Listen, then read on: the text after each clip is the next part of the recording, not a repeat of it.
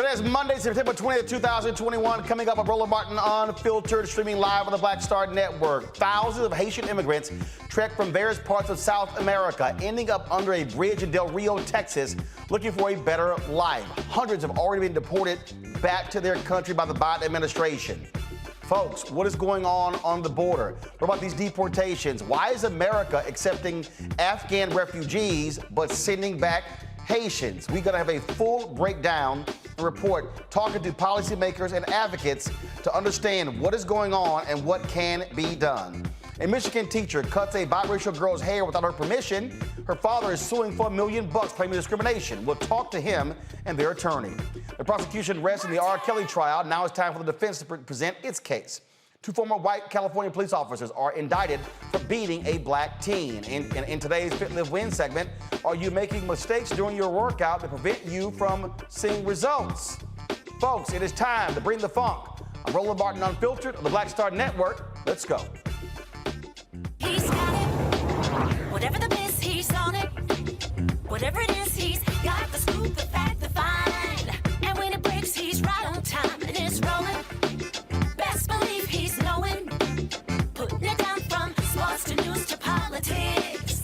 With entertainment just for kicks, he's rolling. It's on go, roll, y'all. It's Roland Martin, rolling with Roland now. He's funky, he's fresh, he's real, the best, you know he's Roland Martin now.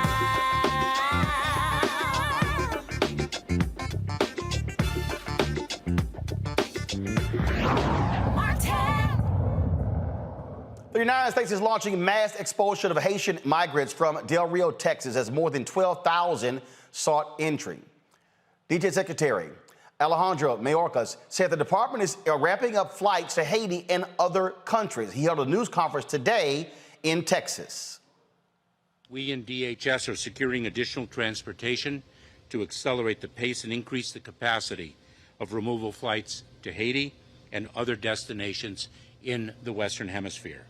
We are working to increase the capacity of return flights to Haiti and other destinations. We anticipate at least 1 to 3 flights per day.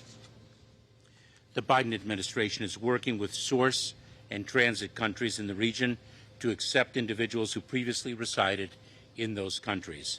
We are undertaking urgent humanitarian actions with other relevant federal, state, and local partners to reduce crowding and improve conditions for migrants on United States soil.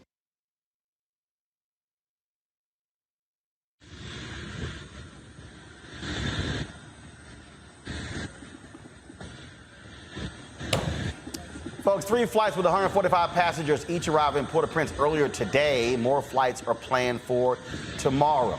Haitian officials are asking the U.S. for a humanitarian moratorium, adding the expelled migrants will likely not accept the expulsion from the United States. Thousands of Haitians migrated from Chile, Brazil, and Haiti, making their way to Del Rio, Texas last week. U.S. border officials say the migrants thought the border was open.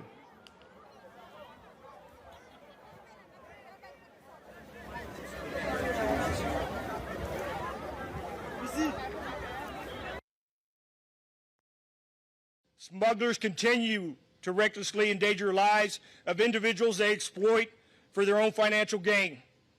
Many of these migrants cross through remote, harsh terrain and unpredictable weather to get this far. Many likely didn't make it. The smugglers leverage misinformation to mislead people. Some of that information is focused on the TPS. Let's be clear, only those individuals living in the United States prior to July 29th are eligible for temporary protected status or TPS. No one who arrived here this past week will be eligible to get TPS. So here's the fact. We are still enforcing the CDC Title 42 order, and those attempting irregular migration here will not be allowed to enter the United States. They will be removed and sent back to their country of origin as mandated under current laws. At today's White House press briefing, journalist April Ryan asked White House Press Secretary Jen Psaki why Haitian migrants are being treated differently than migrants from other countries. The process for Haitian migrants has always in this nation been different than other nations. You have people like Congresswoman Sheila Jackson-Lee, who's calling for equal treatment and fairness when it comes to the Haitians at the border. And overall, you're allowing Afghans to come in, Afghan supporters to come in, as well as Mexicans, and then Haitians are not allowed. Can you speak to that, the issue of equity and fairness? Absolutely, April, and I appreciate your question. Let me just take these different pieces side by side, right? One, our immigration policy is not about one country or discriminating against one country over another. We want to end that and hopefully put an end to what we saw over the last 4 years. Let me start with Afghan allies. Afghans who are arriving in our country are entering in a sanctioned an orderly process that includes vetting and security screenings led by the Departments of State, Defense, and Homeland Security. It's not about one particular country of origin, but we've outlined very specifically in here what those processes look like as individuals who are evacuated go to lily pad countries, go through security vetting before they come to the United States on a range of programs. As it relates to individuals who are coming across the border, wherever they're coming from, whatever country they're coming from, Title 42 remains in place. There are a range of programs that people who are in the country can apply for or may be eligible for, including TPS for Haiti, which is something that we still are continuing to look at and review. The Secretary of State, the Secretary of Homeland Security are constantly assessing circumstances on the ground that would necessitate a TPS designation for any country. And they've obviously made a couple of designations over the course of the last couple of months as it relates to Haiti. And no matter whether it's the people who left, the Haitians that left in 2010 and traveled to South America and now trying to travel here, or the ones who left after this earthquake, either way, what is there for them to go back to when these planes are taking them back? The nation is in unrest. The president was assassinated. There are gangs that people are scared of. Democratic rule is not necessarily in place. The people are calling, particularly those here in this nation, are calling for the elections not to be held, on time because of unrest there. And then you also have the issue of the earthquakes. So what is there to go back to? What are you deporting them back to?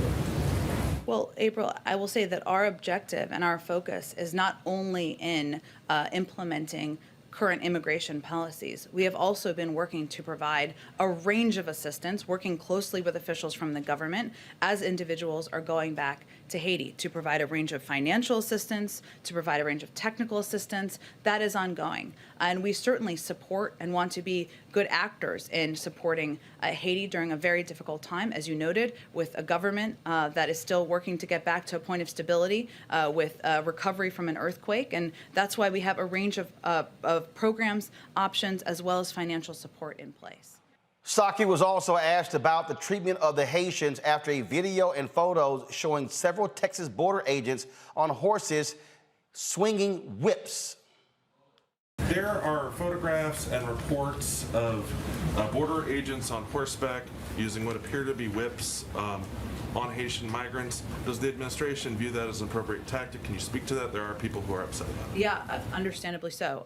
I've seen some of the footage. I don't have the full context. I can't imagine what context would make that appropriate, but I don't have additional details. And certainly, I don't have additional context, April. I don't think anyone seeing that footage would think it was acceptable or appropriate. And the DHS said it will be, it said Saturday that federal agencies will be partnering with the Haitian government to provide assistance to the returnees.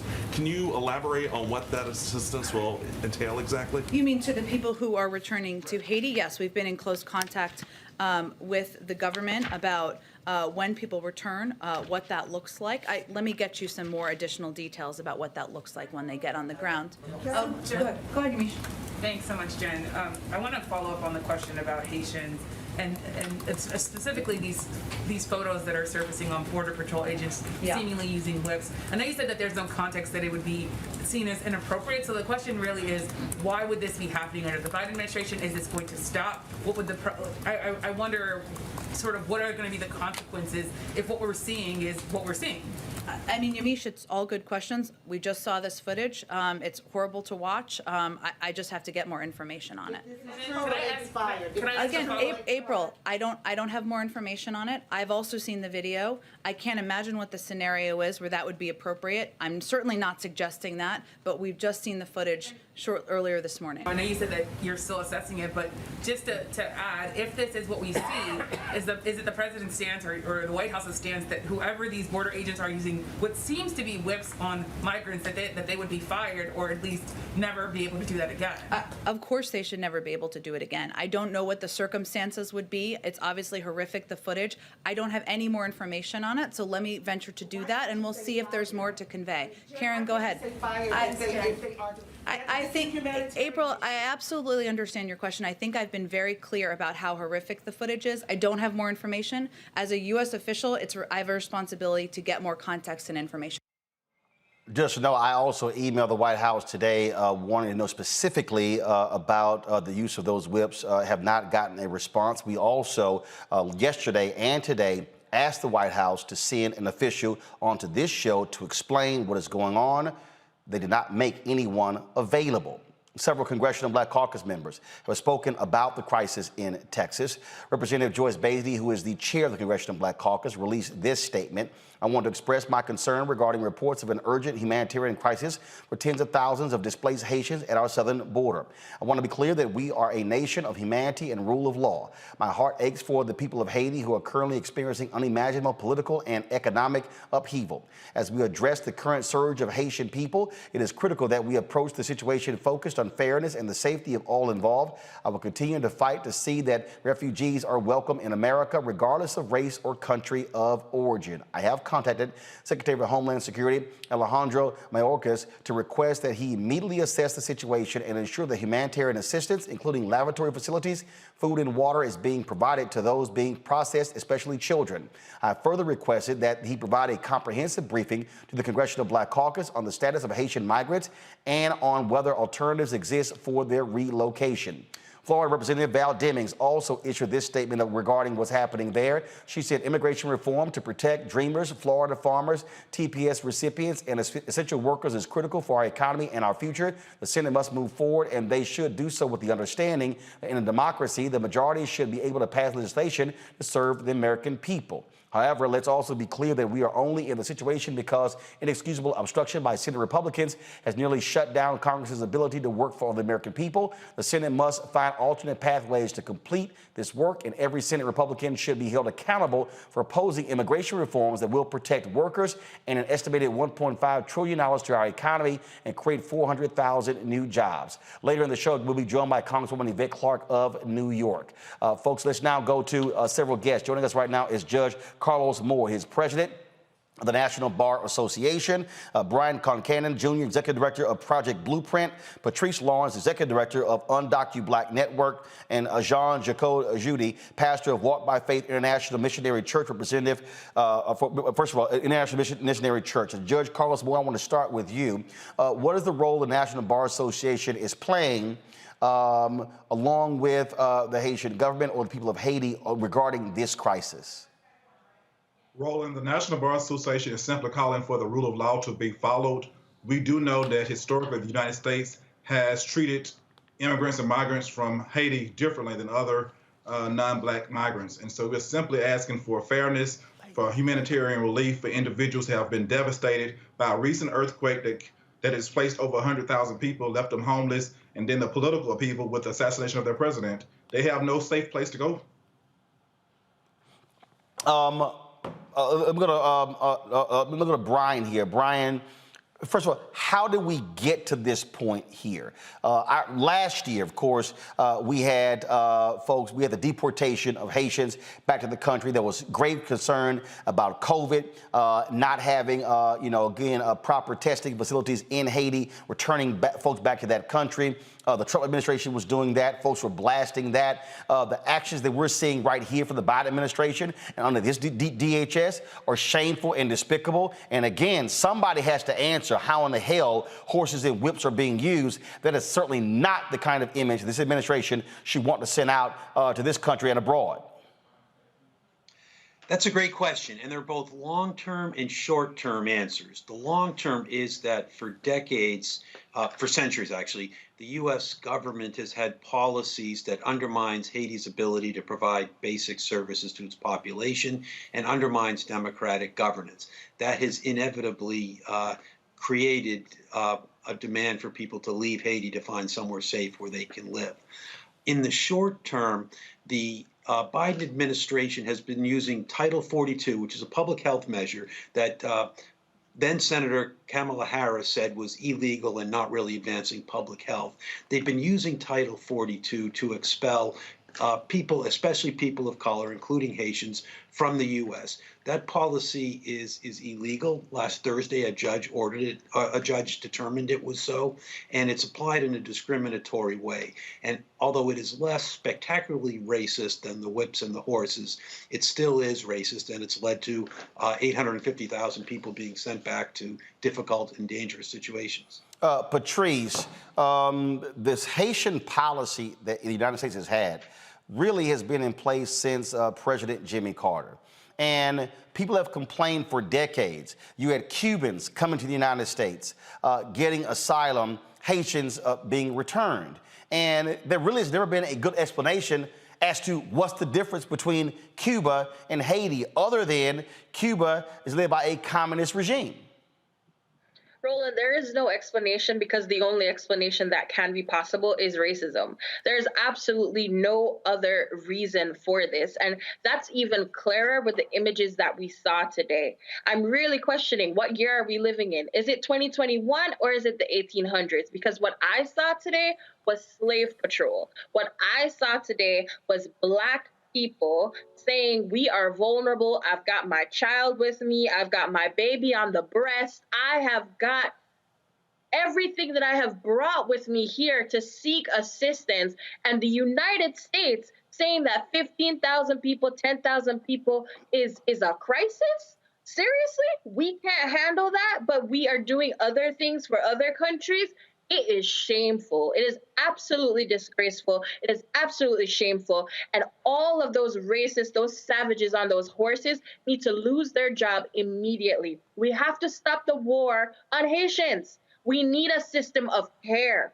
We need to make sure everyone's tested for COVID if that's the problem. We need to get rid of Title 42, and we need to institute immediately Haitian parole. We have the tools to use, and the only reason we're here today is because we're under Biden and not Trump. If we were under Trump, this wouldn't even be a conversation. Pastor Judy, when we talk about, we talk about treatment, I mean, here's the question that somebody has to answer to. And that is, how can the United States easily, without any thought, relocate thousands of Afghan refugees?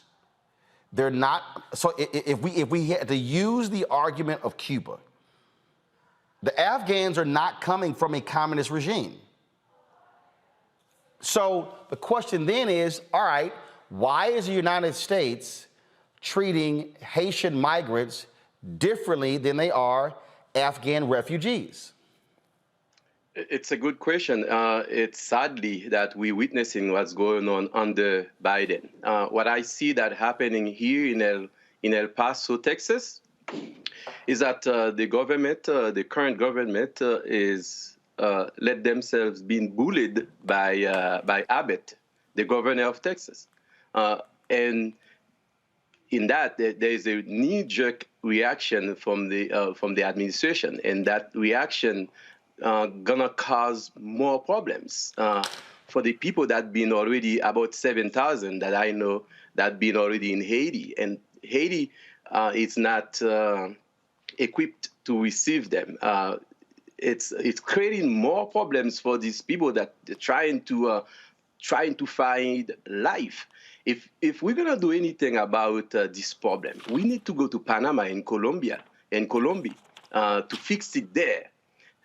Not when they already cross all these countries and then enter even Mexico and now the United States.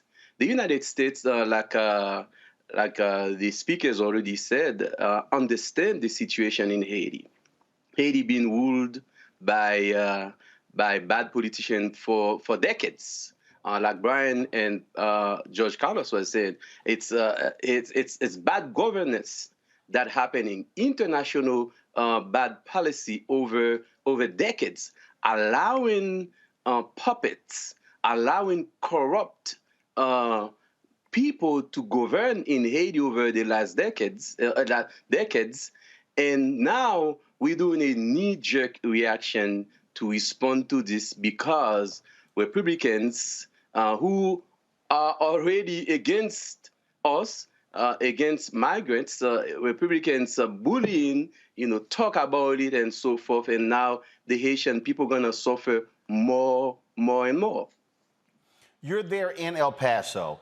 Are you and your church members, are y'all corresponding with officials there? Are you offering any assistance? Have you actually been on the ground to assess what is going on here? Have y'all even tried to provide any sort of assistance, food, water, anything like that?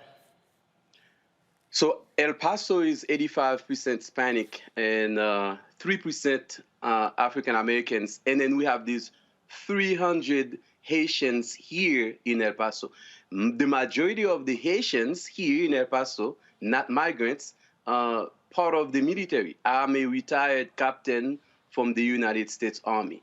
And the rest, it's like 60 families, Haitians, they're all military. So they cannot speak about the current situation. So I speak. Today, the county judge released numbers of Haitians being processed in through El Paso from Friday, talking about 1,500, and then starting today is gonna be 500 every day. The process that I'm saying is that to take them to the airport and then send them back to Haiti. This process will not work. This process, like I said again, is gonna cause more chaos in the life of the people in Haiti. The people here in El Paso, I'm one of the black churches here in El Paso that I need to appeal to the black community. I cannot sugarcoat it.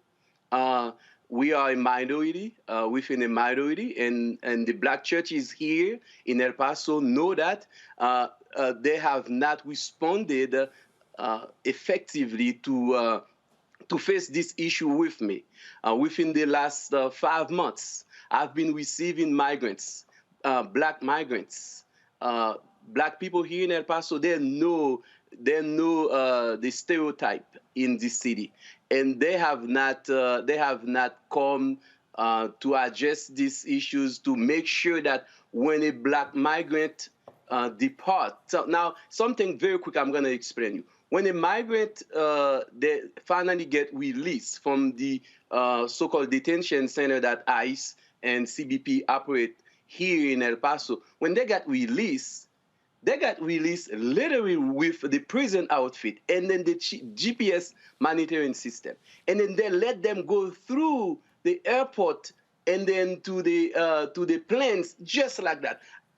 That's not right. This is inhuman. This is un-American. We should never do that to people. We should never do that to them. Not because they're black. How we call in everybody saying, let's get the Afghans, put them in the military base. By the way, I'm here in Fort Bliss. You probably heard of Fort Bliss, Texas. We're here in this base where they put a lot of migrants. The people say, bring them. They say to bring them. And then now, in about 1 month, you do that to Haitians, you do that to Haiti. Come on, that's not right. That's not right. Here's what's interesting. I got folks, people who run their mouths, always smacking their guns on YouTube saying, Roland, you voted for Biden for this. Let me remind all of y'all who seem to be stuck on stupid, okay? Who sent Haitians back? Trump. Who did before Trump? Obama. Who did it before Obama? Bush. Yes. Who did it before Bush? Clinton. Mm-hmm. Who did it before Clinton? Bush. Who did it before Bush, the father? Reagan. Who did it before Reagan? Carter. So this is the point that I need people to understand. This is American policy. And that's the issue here. And we need to contend with that. Why does America have a different policy for Haitians than they have for Cubans? What exactly is the distinction for America freely accepting Afghan refugees or other refugees from around the world, but having a separate status for Haitians? So could someone answer to me, when someone is trying to seek asylum, what is the distinction that we offer in the country, Carlos or Brian or Patrice or Pastor, where you're facing persecution in your country, or the various reasons that we give in this country? Anyone? So with Cuba in particular, we had the wet foot, dry foot policy for a very long time. Which Okay, just so said for the that person who don't know, what's wet foot, dry foot policy? it is exactly what it sounded like, which was that if you were Cuban and you came on a boat, you wet foot, and once you set foot on any type of American soil, dry foot, you are allowed asylum. You are allowed asylum. You can get a green card. You'll process by just the mere fact that you're Cuban. Now, Obama wound down that program, so I'm not sure where it is right now. And then for asylum, that is still an international right. But under the COVID pandemic, which of course we're still in, Trump decided to say that he could use Title 42, something that's been around for a really long time. He could use Title 42 to deny migrants at the border. And at that time, as you rightfully say, Kamala Harris, Vice President, was one of the lead people who came out talking about how inhumane that was. And yet, under Biden, they are touting that same rule. So it's as if Trump is terrible, but his policies are not. Look at these images. These images that we are seeing are preventable. America has the money, the resources. They recruited overnight 400 civilians, supposedly, to go down to the border to facilitate with deportation. Why? Because they're at war with these individuals. They're at war with Black people. Black people do not deserve our care or our compassion, and they are not trying to actually make anything better. The other thing that we're not talking about, since you care so much about COVID, wear your masks. And why aren't you giving care to people? Are you testing every single person before they get on that plane? What are you giving them when they actually get to Haiti? And are you caring about whether or not they are themselves going to get sick when they land there? They don't care. They don't care. Haiti has nothing else to offer the United States government at this time. And that's just the end of it. If Haiti had what America wanted, they would do something about it. But at this point in time, Haiti doesn't have what America wants. And so we are going to treat people as if they are dirt. Worse than dirt, worse than dogs. The dogs would have been taken better care of. We see the way Americans treat their dogs. These people are being treated worse than dogs. I'm so sorry. I'm so angry today, extremely angry today, because this should not be happening. And Mayorkas is a hypocrite. Biden is a hypocrite. And so is Kamala Harris to allow this to happen. Also, a last thing, where did they get whips from? I really want a full investigation into CBP, because this is unearthing and shedding a lot of light. Whips and horses? That's what we do? That's what we do to people who are vulnerable? Do you see any Haitians there with guns, with knives, with anything? No, you see them with the clothes on their back and the babies in their arm. Why are you whipping them? Why are you not offering care? Organizations are willing and able. They all know someone here in the United States who can sponsor them. They've got family members. This is cruelty. It's evil. Brian, go ahead. I think one answer to your question was answered by Frederick Douglass back in 1893, who was U.S. ambassador to Haiti. And he said that we were punishing Haiti because Haitians were Black and they dared to be free. And I think, unfortunately, that is still the case today. As we know, the Customs and Border Patrol is deeply has white supremacism deeply entrenched within its ranks.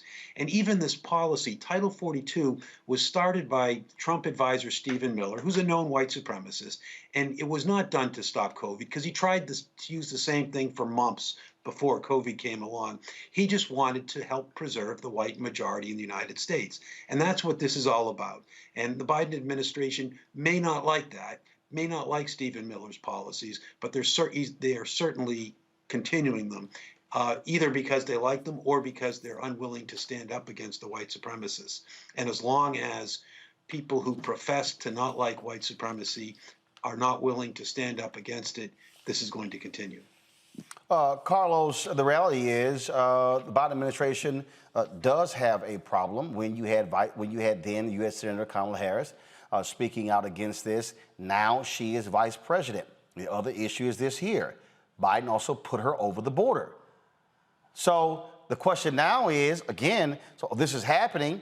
We heard from the DHS secretary today, have not heard from Harris, have not heard from Biden.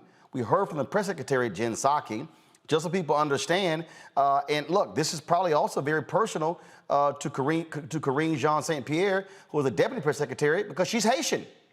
And so, again, I reached out to the White House yesterday and specifically said I wanted an administration official on the show today. They got back with me saying the DHS secretary was having a press conference. I said, no, I want someone on the show to explain. No one was offered up. And so they have some serious questions to answer when you talk about this treatment here. And I specifically asked about the horses and the whips, did not get an answer.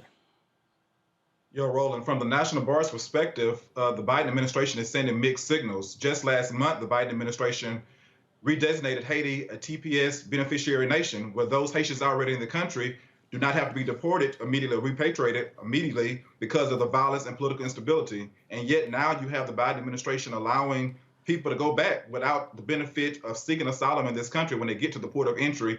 Or, it's baffling to the National Bar Association. So we're simply asking the Biden administration to stop sending mixed signals. Or are you going to do right or are you going to do wrong? You can't not do both.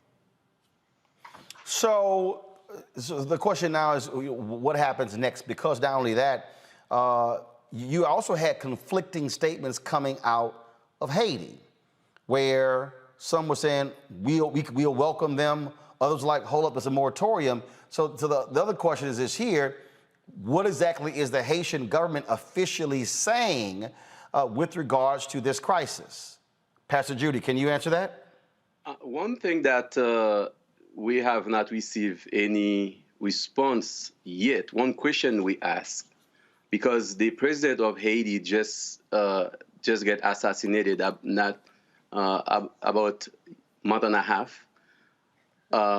Normally, for deportations to take place, the head of state, like a president, elected official, supposed to be the one signing, accepting those Haitians. Now, of course, there's so many corrupt officials in Haiti right now working with the U.S. embassy. Probably work some deals. Questions need to be answered about how do they accept those migrants, those Haitians. There's some Haitians that left Haiti after the earthquake. They already settled in many places. Haiti is the last place that they will go because the ties is limited because they've been away from Haiti for so long. So the question today is who signed, who accepted them, who allowed it, or is the administration just by force just enter Haiti because Haiti is unstable right now? So as far as officials in Haiti, it's nobody really in charge because not too long ago, the prosecutor sent a letter to interview the current prime minister. The prime minister turned around and get the prosecutor fired. So, I mean, the things that we need to talk about also is that who is in charge in Haiti, and who does the administration work with in Haiti to do things? From a Haitian perspective, it's some shady thing is happening right now, and these people, they need to come to your show and to respond to those hard questions. How did that happen? How do we treat Haitians like that? Like you were talking about the question about Cuba and Haiti. You know, I came here in the United States in 1994 based on asylum. My asylum application from Haiti was granted because when I was in Haiti, I was working in Radio Classique in Haiti. So there was, nowadays, when the Haitian, even though they have credible fear of persecution, torture, and death, they say that, oh, it's all economical because they don't have anybody that talk on their behalf. Cuba have a lot of people talking on their behalf. Now I'm appealing to the African American community to start helping us, to start helping this country in the Caribbean that's been so long been mistreated, abused by the U.S. and by their own. Well, in fact, on that particular question, I mean, I raised this question a couple of months ago, and I said, in terms of, look, there's a very strong Cuban-American alliance, groups that are in this country, especially in Miami-Dade. And everyone keeps telling me that you have these very strong Haitian-American organizations. Okay, the question is, where are they? You know, who right now is doing the lobbying? Who is doing the pushing on this administration? Who is reaching out to black media? Who's doing that? I mean, do any of you know, how are they being organized to do this? I reached out to a couple of folks, and they were like, hey, call this state official in New York, call this person here. And so, Patrice, what is happening there? Are they marshaling the forces to be able to drive this? Are they going to be on black radio? They're going to be sitting here, even planning impromptu protests outside of the White House or anywhere in D.C. What is happening there? Yeah, absolutely. So I'm here because I come from an organization that it has Haitians, that we are undocumented black people all across the country. So that's the first part of it. There are other people that I know that are on the border right now. I know Haitian Bridge Alliance, Gerline Joseph, she may have been on your show before, and she is currently in Del Rio. She's been there since last week. She's monitoring what's going on. We are present. We are there. When it comes on to protests and stuff, I'll tell you from my experience even, and I've had a few protests in the Capitol. I'm here in Washington, D.C. When we have protests, do you know how they greet us? They greet us with dogs. They greet us with dogs going in and out of who we are, whether or not we have Congress people present. The way that they treat us is so bad. So bad. So, of course, we'll continue to do that. We'll continue to rally. We'll continue to do all the things. But we just finished that fight, actually, for Haitian TPS. And when that was granted, Secretary Mayorkas came to Miami, and I was there in Miami, and he said, oh, I love the Haitian people. I'm going to help the Haitian people. I'm so sorry it took me so long to designate TPS. And yet, a month after the designation has been extended, this is where we are. It doesn't make sense. You know why it doesn't make sense? Because it is not being done for humanitarian reasons. It's all politics. It's all politics. And so they're going to listen to who they want to listen to. Extremists, the Republicans, the favor that Biden is supposedly trying to curry for whatever reason, and others who are scared of the situation and scared of black people. Plain, straight, and simple. But we'll continue to use our power. Why doesn't the mainstream media have us? Oh, well, Right? well, I can tell you that's a real easy answer because, look, you barely got African-American issues covered. You damn sure not going to have Haitians. But what you also have is you have folks who are much more willing to cover what happens with Cuban Americans than what happens with Haitian Americans. Brian, you, of course, you founded the Institute for Justice and Democracy in Haiti, was that executive director for 15 years. Unpack this, please. Unpack this for me. In terms of, you have, obviously, you got CBC members who are very much involved. Who are the white congressional or U.S. Senate allies for Haiti? There's been some, and it's growing. You know, one thing that was really exciting to of us, among the disappointment that we had this spring with the Biden administration, was the fact that the House Foreign Affairs Committee has been taking a very strong stance against our administration's support for a brutal regime in Haiti. That was led by Gregory Meeks, obviously a CBC member. But one of the exciting things was almost every member of his committee, both black and white and Hispanics and others, were supportive of that. Mostly Haiti work has been led by the CBC, traditionally John Conyers for a long time, Maxine Waters, Barbara Lee, lots of CBC stalwarts.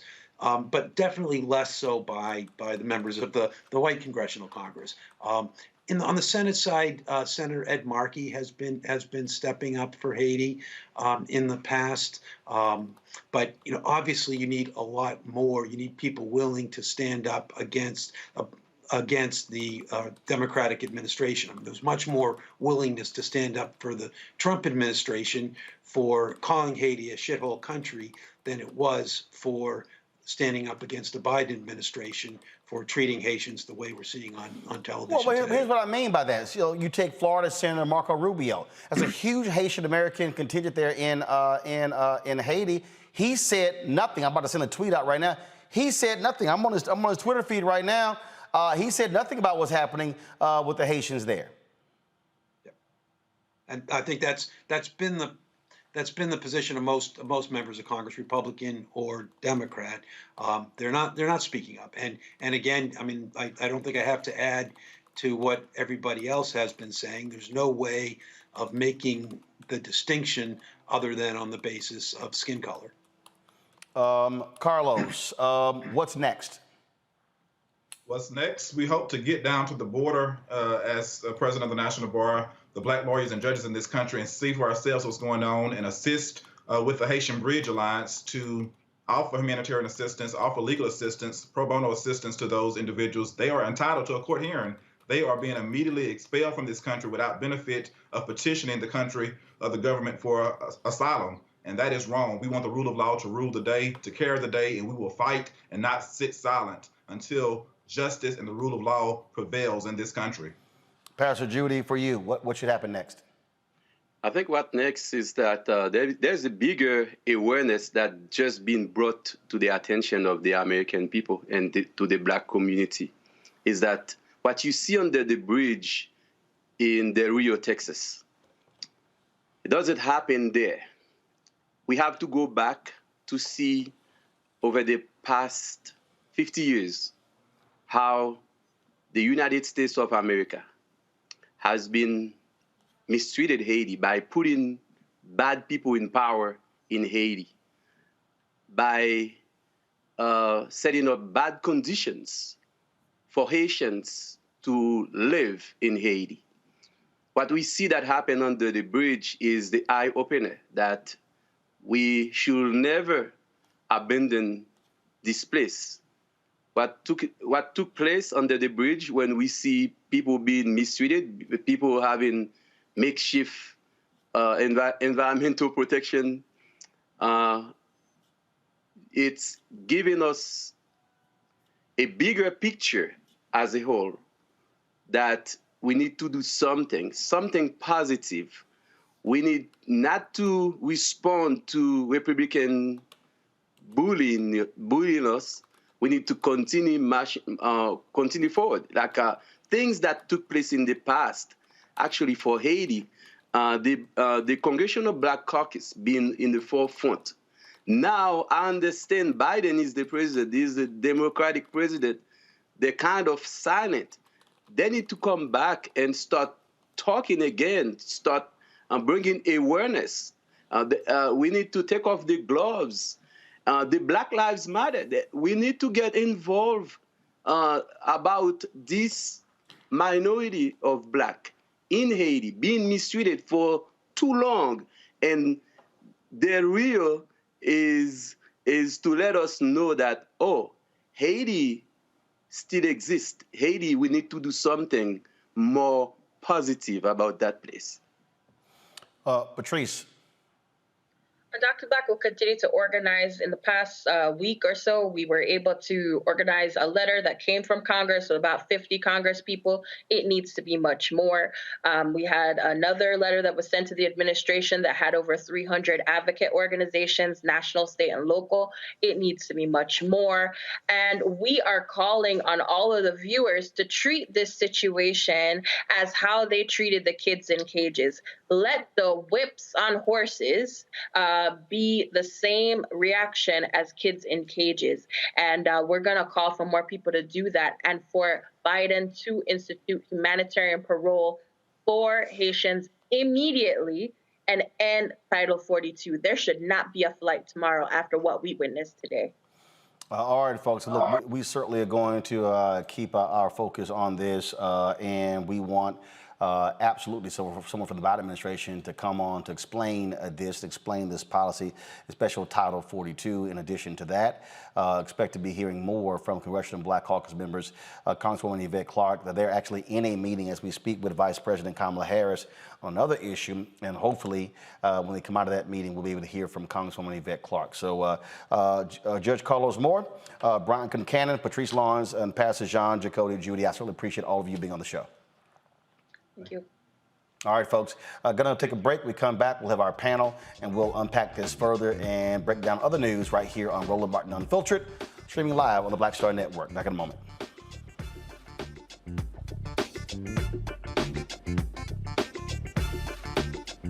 I believe that people our age have lost the ability to focus the discipline on the art of organizing. The challenges, there's so many of them and they're complex. And we need to be moving to address them. But I'm able to say, watch out, Tiffany. I know this road. That is so freaking dope.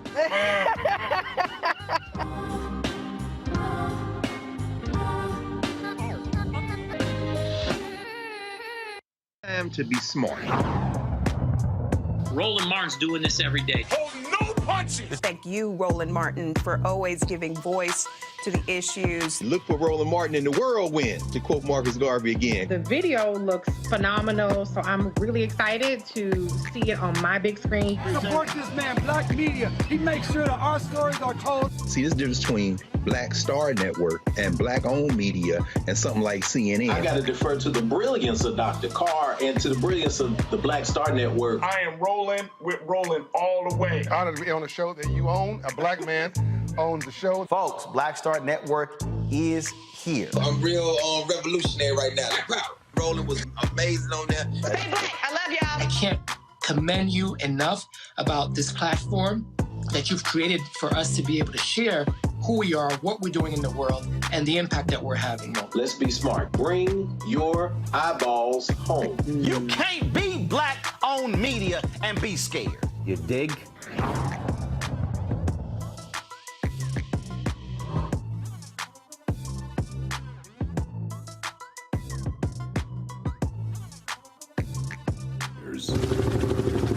America lost 58,200 soldiers in Vietnam. Under Ron DeSantis' disastrous leadership, Florida has lost 47,000 people to COVID. Every day I come to work, I feel like I'm going to war. I feel like it's a battlefield.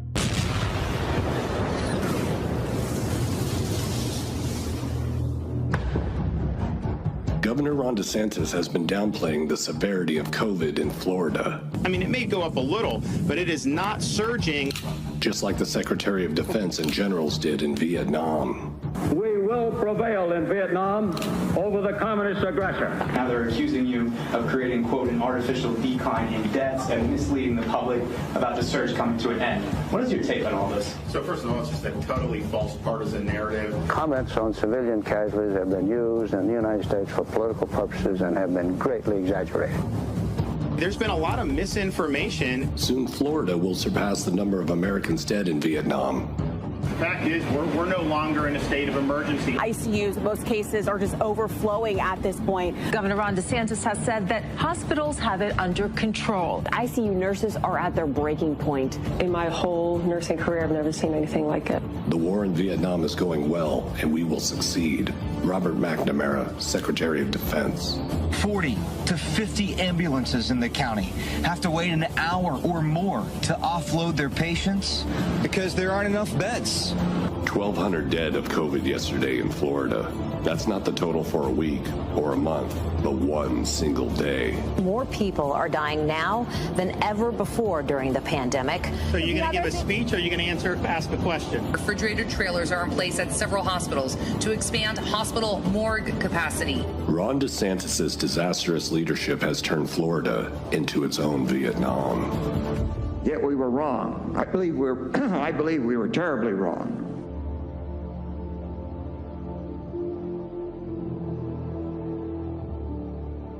Hey, yo, Peace World, what's going on? It's the Love King of R&B, Raheem Devon. Hey, I'm Cupid, the maker of the Cupid Shuffle and the Wham Dance. What's going on? This is Tobias Trevelyan. And if you're ready, you are listening to and you are watching Roland Martin Unfiltered. Folks, this is a drone video from the folks at The Insider that gives you a sense of how expansive and how major this issue is, where you have upwards of 12,000 Haitian migrants there on the border. So check this out.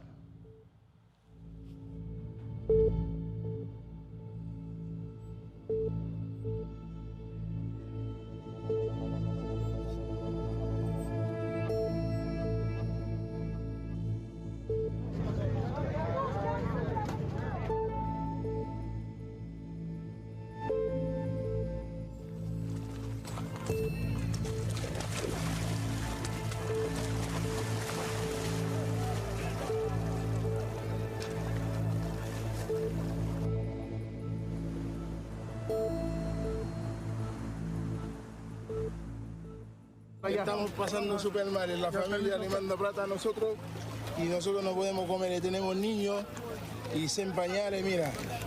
Ahora tengo que cruzar al lado mexicano con la plata mojada para poder ir a comprar algo para el niño y no tenemos nada ya.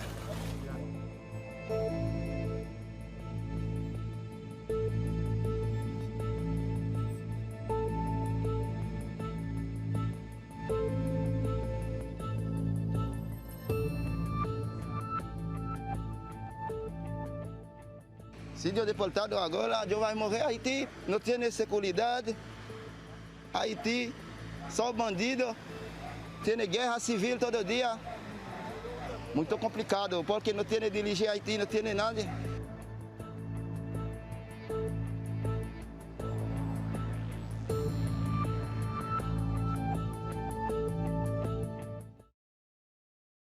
Again, is quite devastating there. Let's bring in my panel right now. Caleb Bethea, Communications Strategist, Johan LeBlanc, National Security and Foreign Affairs Analyst, Dr.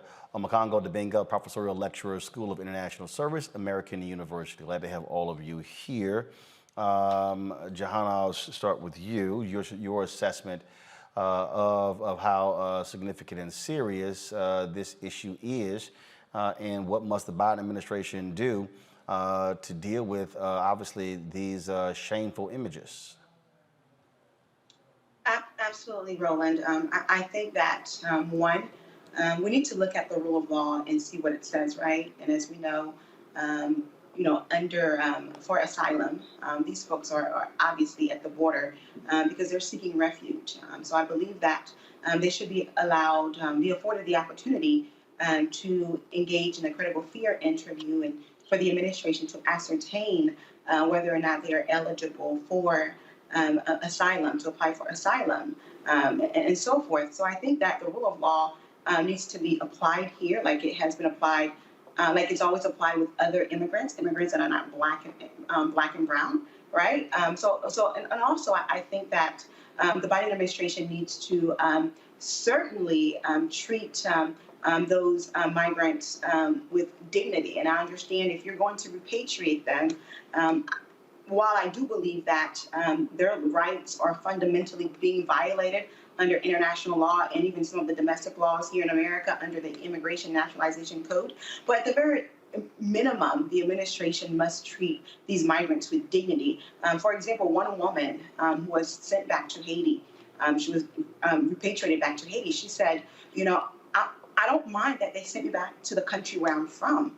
That's not the problem. But the Biden administration should have treated me like a human. And I think for all of us, whoever you are watching these images, we should all feel uncomfortable because we put Biden in office. I myself voted for President Biden because Biden told us that he was going to restore America's dignity. And right now, that's not what he's doing. He has continued with Trump's failed policies as it relates to the treatment of immigrants, in particular, Black immigrants. So the Biden administration needs to comply with the rule of law and treat those migrants with dignity. Congo, this obviously, you have an administration that is under intense pressure from the right wing. Let me just give you a sense of why I'm saying that. So go back to my computer, please. So if I scroll down, I just click videos. If you look at, a lot of the folks who are reporting on this, what you're seeing is you're seeing, yes, Sky News, you're seeing CNN, but guess what, Democracy Now! But also you're seeing Breitbart, Daily Caller, a lot of these right-wing websites. And so what's happening here is that the right wing has been putting massive pressure on President Biden over the issue what's happening on the border because they have been making this a political wedge issue. And so there's even, you see this, I mean, just so y'all understand what's going on here, I'm going to play this. I'm not going to play a lot of it, but here you got Senator Ted Cruz, Cuban immigrant, okay, dropping this video that Breitbart pushed out. Cruz blames Biden for inhumane Texas migrant camp. They're pimping what's happening here with the Haitians. That's what the right is doing here. And so when you go to Twitter, you look at who's pushing out the videos right here, Daily Caller. There's a reason why the right is doing it. They don't give a damn about Haiti. Yeah, absolutely right. Absolutely right. And they're going to push any single narrative that they can to act like they care about us. And yes, we can talk about how Biden can't win for losing when it comes to this because he's going to get hit from all sides. But we need to focus, like you just did for this last hour, on the side that we're on and hitting them. Because as the last panelist said of the last segment, those flights need to stop tomorrow. All these Breitbart and all these guys, they're going to take every single thing that they can. But we need to keep this activism going. We're talking about freaking whips, Roland. Whips, man. It's like 1821 or 2021. Biden has all of this talk about restoring dignity and the like, but his policies, whether we're talking about Iran, Cuba, Canada, and now this is continuing what Trump did. And we put these people in office right now, and really at the end of the day, Ted Cruz and all of these guys, they can go and sit themselves down somewhere. We got to continue to fight for our people on this border. Like the pastor said, where the church is, just where are we right now, Roland, right? And nobody's giving it the type of attention that you're giving it right now. And so we need to keep the fight up. Biden, Harris, who's supposed to be on the border handling this stuff, these are our people, man, and they're being treated like animals. I've never seen this on the border, whether we're talking about the kids in cages, whether we're talking about Cuba, whether we're talking about Mexico, none of this. And you're sending people back. One story, you're sending these guys back to Haiti, and I appreciate what our sister was saying about they didn't mind being sent home, but we also have people who do mind being sent home. One brother said he was 12 the last time he was in Cuba 10 years ago. And he's like, they just dropped me off, and I don't know where I'm going to sleep tonight. You put them on a plane, don't tell them where they're going, and you put them, as the pastor was saying, still in their detention garb. This is not the United States of America. This is the United States of inhumanity, and we cannot stand for this. Kelly, when we look at what's happening, you heard the pastor there, you heard the man even in that video who says, yo, we don't know who the hell is in control in Haiti. It is a country that is rudderless when it comes to leadership. You have the investigation, the assassination of the president. You have folks saying that the prime minister was involved. I mean, you have all sorts of different things there. And so you heard that man say it's civil war. It's thugs and gangs being in control. Folks are afraid of their lives. It's utter chaos. It is utter chaos. But what's even more chaotic to me is the fact well, not even chaotic, but it's just incredibly hypocritical of the United States to be treating Haitians this way. But like I've said on your program before, I don't even know if the United States can truly help Haiti the way it needs to be helped, because they don't truly understand freedom.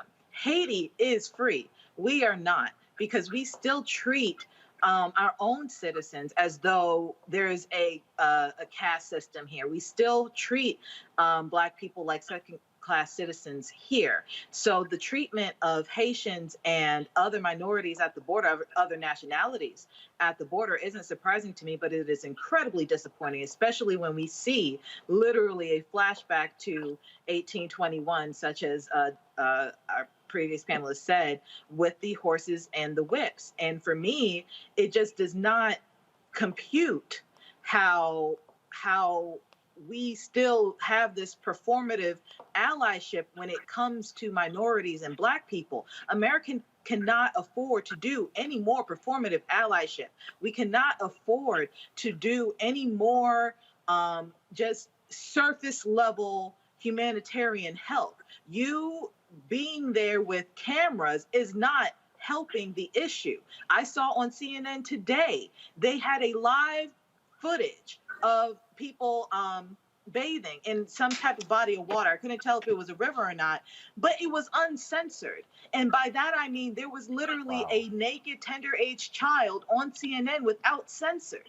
So for me, going back to the fact that they are not treating these people with dignity, and how we are not treating Haitians the way we would treat the Afghans that we literally just risked 12 American lives to get over here, and even more so. The fact that we are taking away their dignity and compromising our integrity as the United States is just appalling to me. So again, we cannot afford any more performative allyship. We cannot afford to keep going like this. It is clear that those men on horses had that equipment for a while. It said the United States on it. They're backed by the United States. So the shocking fact is that it was a picture, not the fact that it's happening. So the Biden administration, this is on you.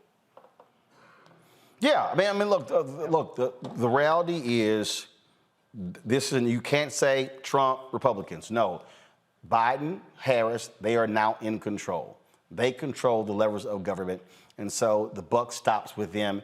And you saw in that news conference how April Ryan was pressing Press Secretary Jen Psaki, who was not happy at all with how aggressive she was doing so. But these things have to be answered because what we're seeing is dead wrong. And again, I'm going to go back to what I keep saying over and over and over again, and that is there has to be a reckoning as to why there's a separate policy in the United States for how Haitians are treated compared to Cuban Americans and others. The reality is this: if there were 12,000 Cubans trying to make their way into the country, they would not be boarded on planes and flown back to Cuba.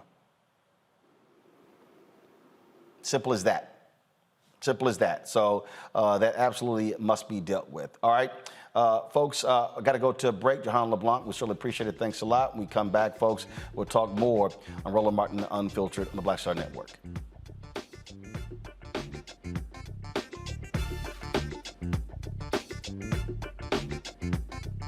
George Floyd's death hopefully put another nail in the coffin of racism. You talk about awakening America. It led to a historic summer of protest. I hope our younger generation don't ever forget that nonviolence is soul force. Priceless.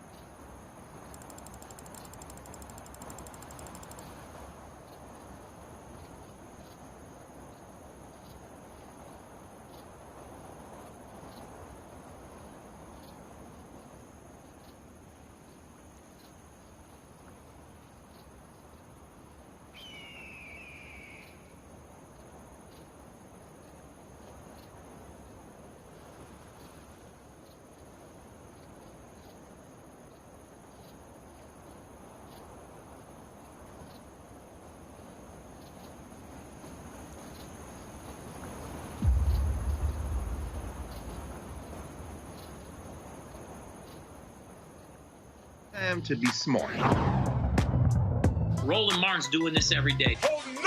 Thank you, Roland Martin, for always giving voice to the issues. Look for Roland Martin in the whirlwind, to quote Marcus Garvey again. The video looks phenomenal, so I'm really excited to see it on my big screen. Support this man, Black Media. He makes sure that our stories are told. See, this difference between Black Star Network and Black-owned media and something like CNN. I got to defer to the brilliance of Dr. Carr and to the brilliance of the Black Star Network. I am rolling with Roland all the way. Honored to be on a show that you own. A black man owns the show. Folks, Black Star Network is here. I'm real revolutionary right now.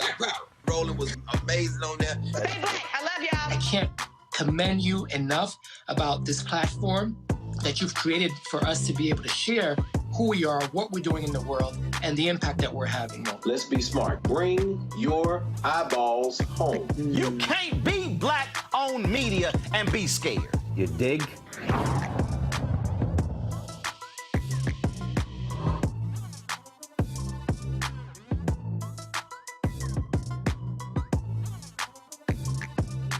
I'm Bishop TDJ. Hi, y'all doing? It's your favorite funny girl, Amanda Seals. Hi, I'm Anthony Brown from Anthony Brown and Group Therapy. What up, Lana Well, and you are watching Roland Martin Unfiltered.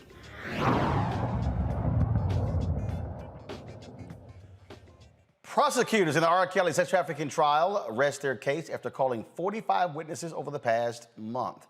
Several women and 2 men in Kelly's inner circle testified he was grooming them for unwanted sex and psychologically tormenting them. The defense will now begin calling former Kelly employees to cast doubt on some of the accusers' accounts.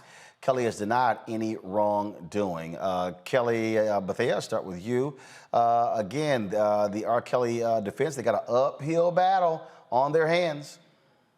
I don't even think it's uphill. I think they already lost the war on this. This is just a matter of constitutional rights at this point, and the fact that R. Kelly is entitled to an adequate and effective defense.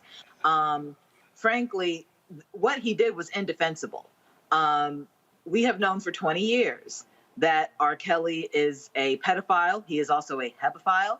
He is a disgusting human being who happened to have been talented, not talented to the point of that he's above reproach, but he was talented nonetheless. He was a musician, but that does not excuse his behavior to the tens of possibly hundreds of Black girls and young Black women that he has assaulted, that he has raped, that he has.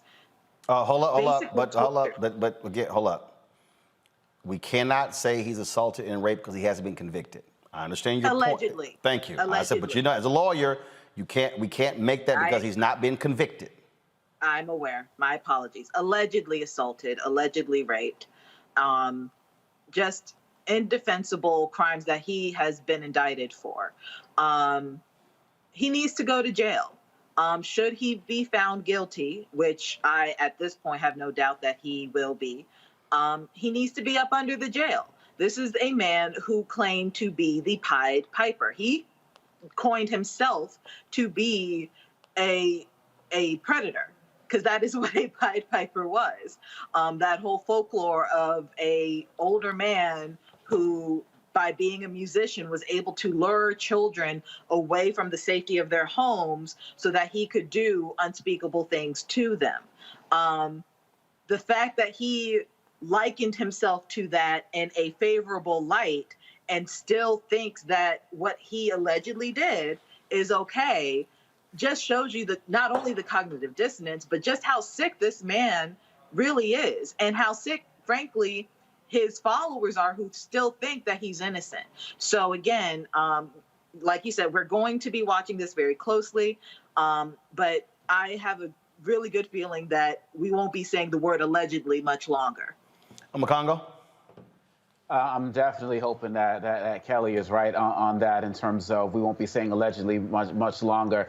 And I really hope that after this trial is complete, that many of his accomplices will also be brought up on trial, because they engaged in trafficking of children. Last week, you talked about how somebody walked in on him when he was performing oral sex on Aaliyah. I mean, these are things that people knew, and these are things that people saw. The man used to sit outside of high schools looking for girls, and people enabled that. I think it's really important also that we're making sure that these victims are getting the alleged victims are getting the support that they need as well. Because we all see when people who might be celebrities like a Lupita Nyong'o or people like that come out and condemn people like a Harvey Weinstein for what they did, and they get attacked online and social media. These younger children, they don't have that type of defense. And so if people are knowing who they are, I wouldn't be surprised if people who are still part of R. Kelly's team are engaging in some form of bullying and those types of behavior as well. So we have to make sure that we're doing the work to uplift them as well, because they need the support for their coverage. They were doing this before Me Too ever popped off, right? And so really at the end of the day, we have to make sure we're supporting our young black girls who are now young black women now, and probably a little bit older black women now. And we have to make sure that his entourage and everybody who's involved in this trafficking ring gets punished to this most severe extent of the law if they are found to be guilty. So we certainly will see what happens now that the defense now has their time. All right, folks, so let's go to Michigan, where, crazy story, a Michigan father is suing a school district for cutting his daughter's hair. Biracial, but did it without permission. Jimmy Hoffmeyer filed a $1 million lawsuit against Mount Pleasant Public School for racial discrimination, ethnic intimidation, intentional infliction of emotional distress, and assault and battery. Hoffmeyer claims the school violated his daughter's rights after having their hair cut on 2 separate occasions while his daughter, Journey, was at school.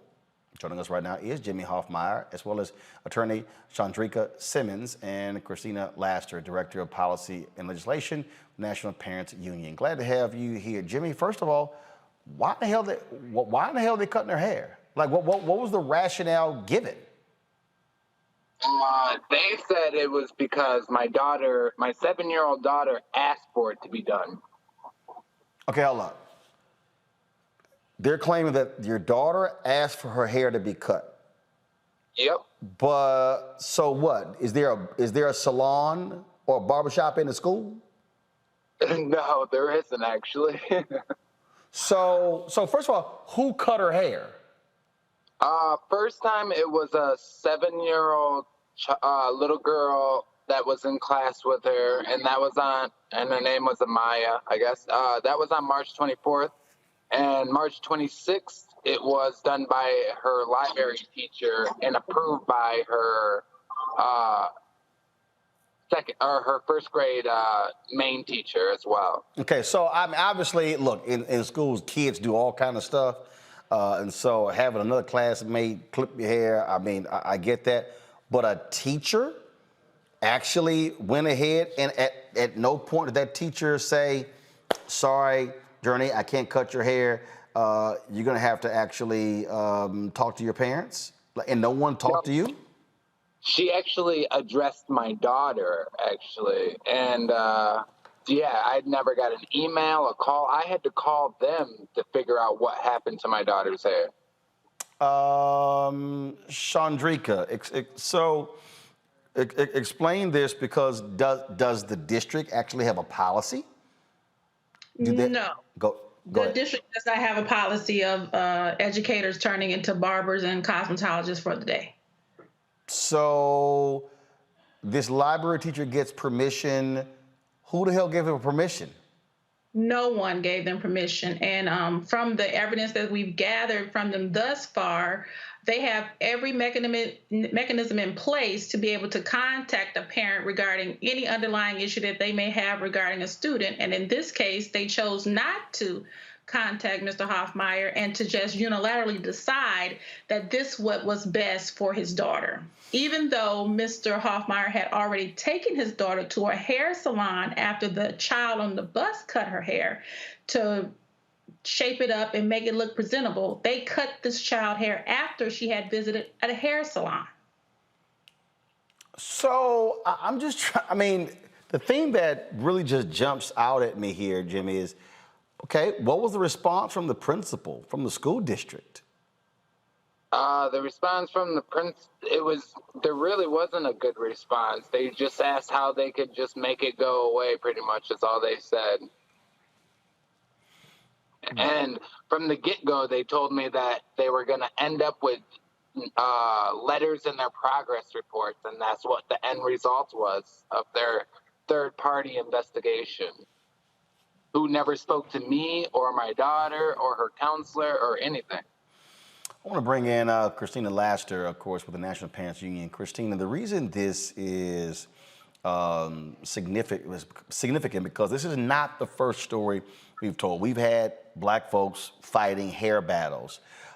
We've, of course, been covering the Crown Act, its passage in different parts of the country for the past year or so. And the thing that really that jumps out is just this constant desire to cut black kids' hair. Right.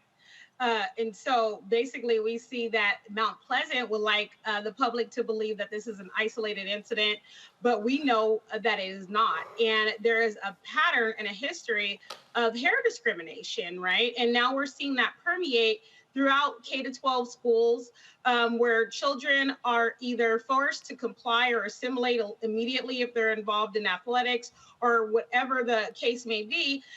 This takes it beyond the norm of asking the student to like cut their own hair they took that action into their own hands without parental permission or consent.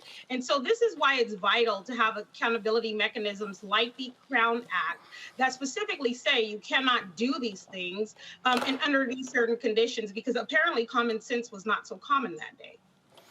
In terms of what is the next step, first of all, with your lawsuit, Christina? I'm sorry, Chandrika, your next step for the lawsuit? So right now, we filed a lawsuit last week in the Western District. The lawsuit, however, will be moved over to the Eastern District, most likely in a couple of weeks. Once that is moved over, we will serve the defendants with the lawsuit and go from there. What we're seeking is some type of justice, because the response that we received these months that we've been trying to reach a resolution with the school district on this matter is so nonchalant, so not taking accountability for this occurrence to this child. And I don't think they understand the underlying issues, that this is a cultural issue and there needs to be a cultural change in the Mount Pleasant school districts.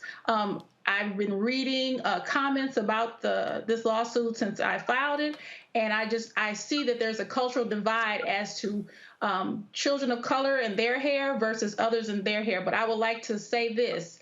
If anyone had a child in public schools and they came back home with their hair cut, they would be livid. Jimmy, obviously you need a response from the principal. How about the school board? The school board, we haven't gotten any response from, really. We've tried to show up at school board meetings and have them address things, and they've never responded back.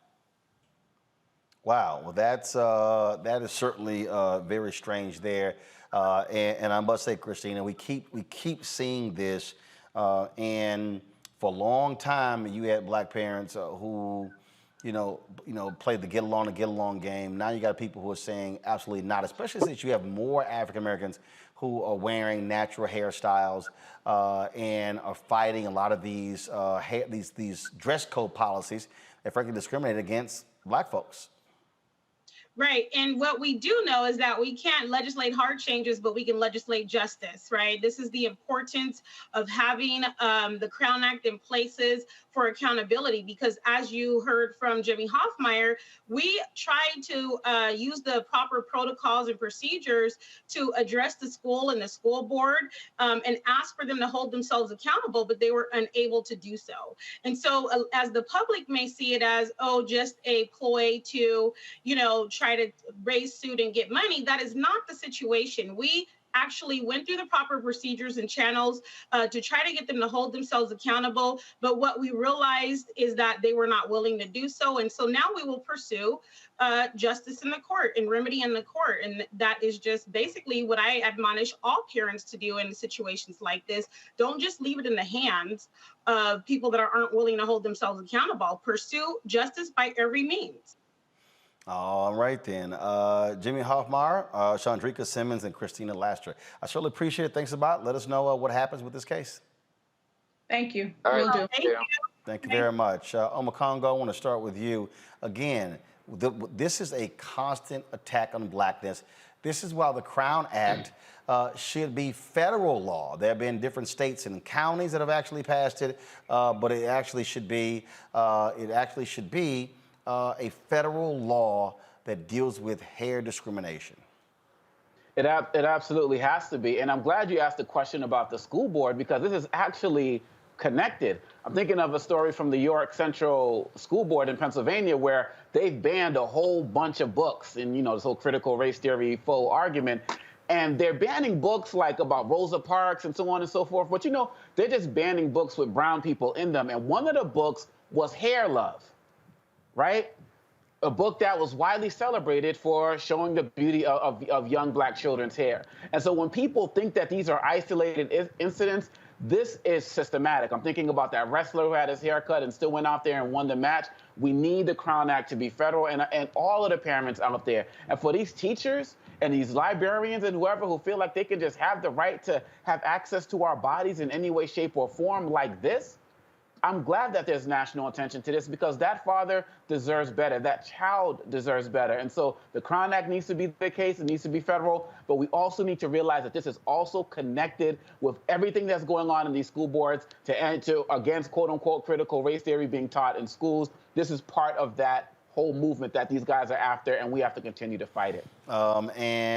Kelly, again, whether it's that wrestler, where they told him, look, I'll cut your hair, are you going to get disqualified? Whether it's the case for the brother in Texas who was say you can't graduate because of your hair violates the Texas dress code. It's just nonsense.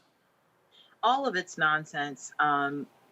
And you see how my hair is today. Like, I have come across some discrimination regarding my hair myself, and it always irked my soul, considering how my hair had absolutely nothing to do with my intelligence. It had absolutely nothing to do with my skill set in that job or that meeting or that, that event. My hair is my hair, and it should never have to be a political statement, just being yourself. So I personally commend the father in this situation, because he is a lot calmer than I could ever be. But granted, this happened back in March, so maybe the acute anger has subsided. But I commend him for his grace on this issue, and I also commend him for actually not only standing up for his daughter, but at this point, he's standing up for all the kids who are in this jurisdiction who have similar issues regarding their hair, because their hair should not be an issue at all, and yet it is. I had questions regarding the status of the Crown Act in Michigan. Like Doctor said just previously, it should be federal law, but until that point, every state should have some type of legal safeguard when it comes to hair discrimination. That's why the Crown Act was even legislated and designed for legislation in that regard. But I would also press criminal charges if possible, because at the end of the day, this is assault on two ends. This is assault on the civil side, which is where they're seeking damages. But this is also assault on the criminal side, because someone touched a child without parental consent or without the consent of somebody who could give consent. So I would be interested to see if somebody's going to go that legal route as well. All right, folks, let's talk about COVID, where Pfizer says it has a vaccine that is safe for children ages 5 through 11. With pediatric infections on the rise, many parents are eager to vaccinate their children. The vaccine is already approved for children ages 12 and up. More than 5 million children have been diagnosed with COVID since the start of the pandemic. The FDA will decide on the safety of Pfizer's vaccine for children in the coming weeks. Today, there are 42.9 million reported cases of COVID and 692,000 deaths. In Alabama, there were more deaths than births last year. This is the first time the state that's happened in more than 100 years. Alabama has 64,714 reported deaths and 57,641 births in 2020. The state is battling a war against, of course, the highly contagious Delta variant and running out of ICU beds. Of course, they've had 770,000 reported cases there as well, and 30,210 relate COVID deaths. Not only that, though, the thing that's also that has to be dealt here is that a CDC study finds that the Moderna vaccine is best at preventing COVID-19 hospitalizations. And so that's one of the issues there as well. And so now, all of the FDA says all of the COVID-19 vaccines work well at protecting against COVID hospitalization, but Moderna is better. And so what we're dealing with now here, Omakongo, is, again, what do we do? How do we deal with children who are being impacted? And so Pfizer put the press release out. It has not been certified by the FDA that the Pfizer vaccine is better for kids 5 through 11. Yeah, and for a lot of parents, it's such welcome news. Another milestone today is that we've passed the number of people who've actually died during the flu of 1918 as it relates to the COVID pandemic today. So it is getting worse. You talk about Alabama on track to do that again this year. And you look at New York, where a lot of students who came into the school year came in already testing. They already had COVID going in, and the school has already shut down.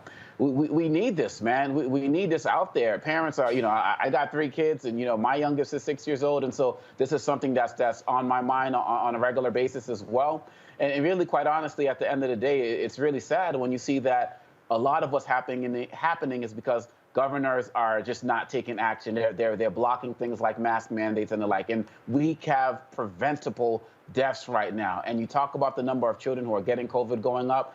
And I don't know what's going to go into the fall, man. We got another holidays coming up with Thanksgiving and Christmas coming up. So people and Kwanzaa and everything. So I don't know if we're going to have more surges, but our kids need a level of protection, particularly when our political so-called leaders are not going to fight to protect them and do whatever they can to score political points. So I'm happy for this news today. And again, it's safety. Parents want their kids to be safe. Bottom line is those who are under 12, best bet they got is to keep washing their hands, have safe distance, and to wear those masks, Kelly. But the problem is you got these Republican governors who are fighting mask mandates in schools. It's absolutely ridiculous. To me, it just feels like these politicians do not care about our kids, because it does not make sense that you are fighting against preventative measures against a global pandemic by telling people not to wear, frankly, the one thing that can keep them from getting it outside of a vaccine. It is absolutely ridiculous to me. And these poor kids, they don't have safeguards like the adults do, being the vaccine. Finally, Pfizer is saying that ages 5 to 11 are able to get it, but we don't know if these parents are going to give the go-ahead to get this vaccine to their kids because of the vaccine hesitancy and the vaccine, frankly, just the vaccine point. It's incredibly frustrating to me that these children have to rely on those who also do not care about them to the extent that they should. If you are a parent who has a tender age child in this age group, please get them vaccinated, because that is the only way we can actually achieve herd immunity. That is the only way we can get a semblance of normalcy back in this country and, in general, the world. But getting a vaccine, just one more vaccine outside of the other immunizations that your child probably already has to be in public school, just get them vaccinated. Just get them vaccinated. Well, you still got a lot of folks who say disagree with that, but you know what? You got folks who are still impacted, such as comedian Chris Rock. He says he has COVID-19. He also was vaccinated, but in a tweet he stated, "Hey guys, I just found out I have COVID. Trust me, you don't want this. Get vaccinated." Speaking of getting vaccinated, wife of Reverend Jesse Jackson Sr., you know what? Before she didn't want to get vaccinated for COVID. Oh, she now is urging people to do so.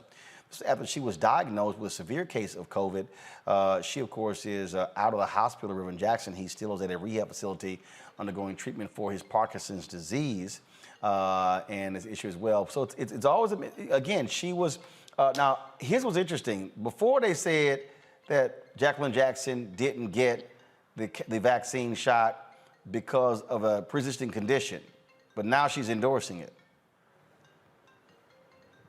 Sounded to me like she's actually didn't want to take the vaccine, but she'll believe it now. Yeah, I find it very interesting to hear about that as well, because I was wondering, and I'm wondering now, she's still telling people to get it, but still won't do it herself because it's more of a public relations thing. I don't know if she said she's going to get it once she recuperates. I mean, I definitely hope that she does. But it's like they say, when this stuff hits you in the face, all of a sudden, everything changes. And I'm just fortunate, I'm just grateful that neither she nor Reverend Jackson were on their deathbed talking about, you know, can I get the vaccine? I mean, she has an opportunity now to heal, and I hope that she continues to be a strong voice for these vaccinations, because quite honestly, a lot of people are going to listen to her, probably more so than they will him. Look, I'm telling y'all right now, y'all can play around this all y'all want to. Go ahead. I ain't trying to play around with COVID, but, you know, and so it goes. All right, folks, 2 former California police officers were headed to court for beating a black teen. Michael Stiles and Omar Villapueda are facing felony assault by a public officer and assault with force likely to cause great bodily harm charges after the brutal beating of Devin Carter during a December 30th, 2020 traffic stop. Now, here's the deal, folks. Watch this video. Boy, it's crazy. Take your seatbelt off. Take your fucking seatbelt off. Okay. I'm down. I'm not resisting. Ow. Get off. I'm not resisting. I'm not resisting. Yeah, you are. Give him your hand. Give him your hand. Give him your fucking hand. Give him your hand. Give me your fucking hand. Give him your hand. Fucking here. Ow. Give him your hand! Here. I'm on it. I'm done. I got one. Give him your other hand. Ow! Give him your hand! Give him your hand! Your fucking hand, asshole! There. Ow! Yankee. Ow! Yankee.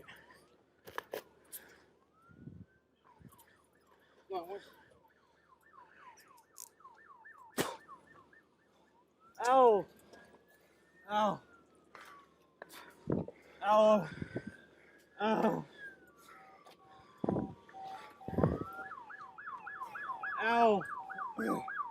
Double off. I'll throw him in the car. Stand them up. Huh? They're on the tight. Yankee. Ow. Stand up. Okay, I'm done.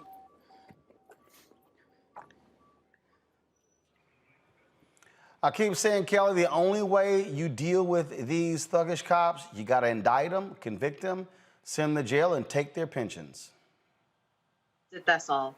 Because at this point, it is absolutely ridiculous. I personally had to, mute my phone and everything because I can't keep watching videos like this. I know that they exist. I know that it's still happening, but I personally cannot handle any more trauma to my Black brothers and sisters being imposed upon by racist police or racially biased police. Because it's not just white people, white cops doing this, it's also Black cops.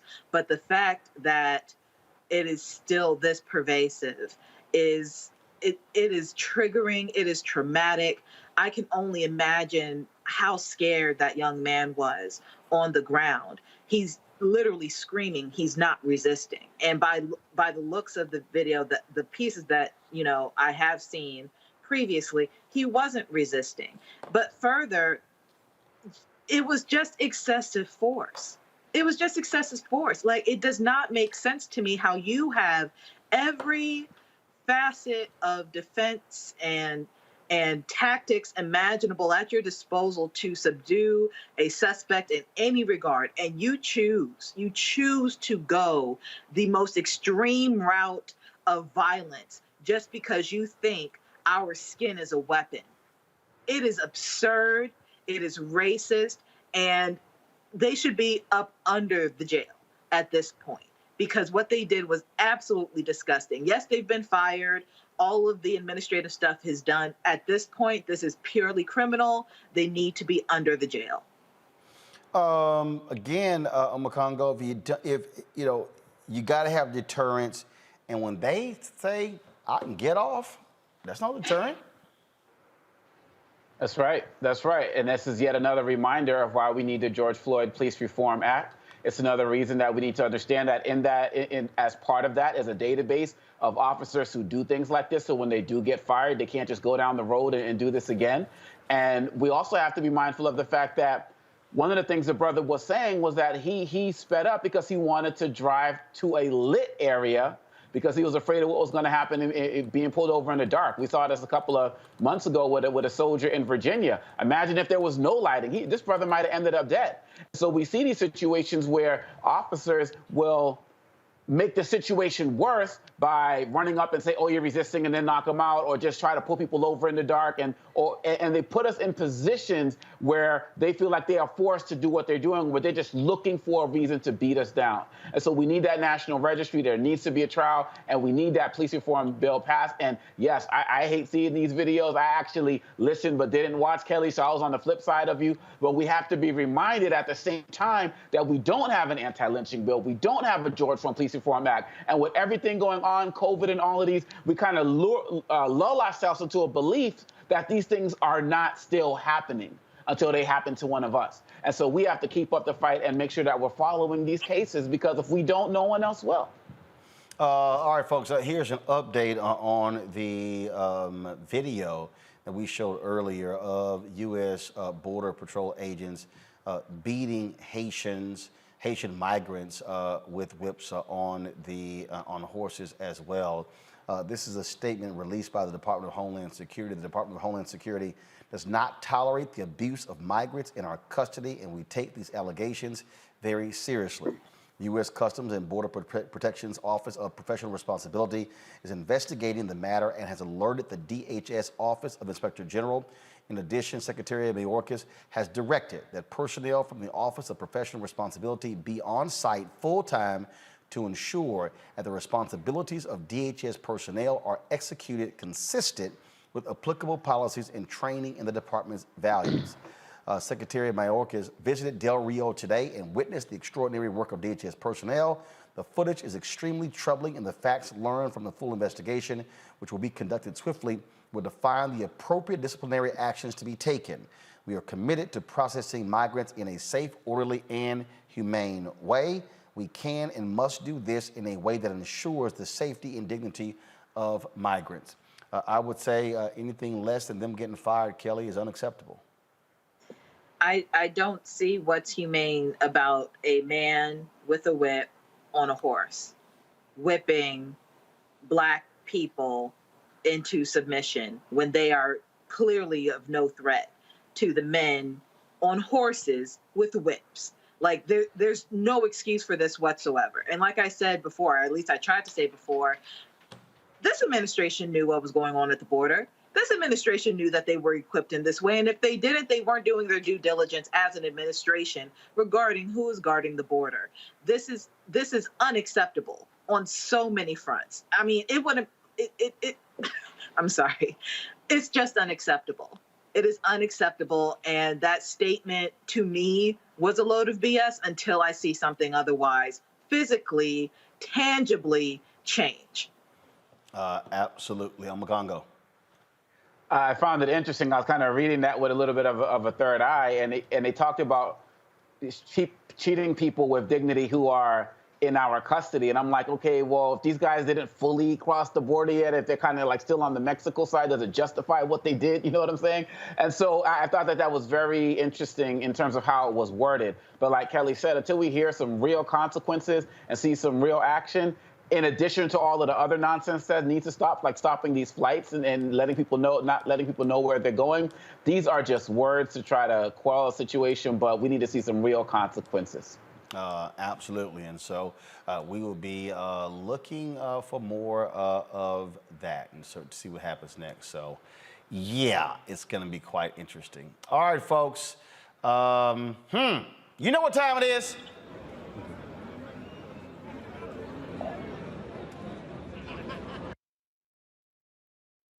No charcoal grills are allowed. I'm white. I got you, Carl. Yeah, illegally selling water without a permit on my property. Whoa! Hey! You don't live here. I'm uncomfortable.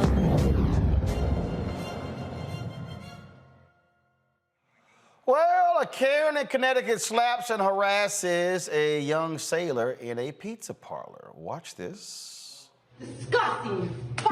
Ma'am, you're on camera. I would leave now before I call the police. Yeah. I will call the police if you don't leave. No, you are not permitted to grab my phone.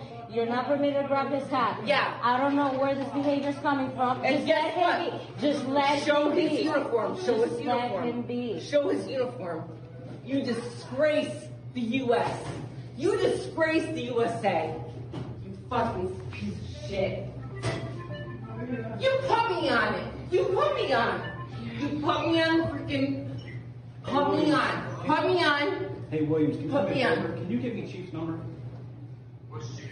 Chief That's not a Chief uniform. You piece of fucking shit. Chief Powers. Well, Lori Desjardins turned herself in after the video of her discrediting Sean Myrtle Jr.'s status in the Navy and slapping him went viral. She's facing third-degree assault and second degree of breach of the peace. Sean remained calm during the outrageous encounter.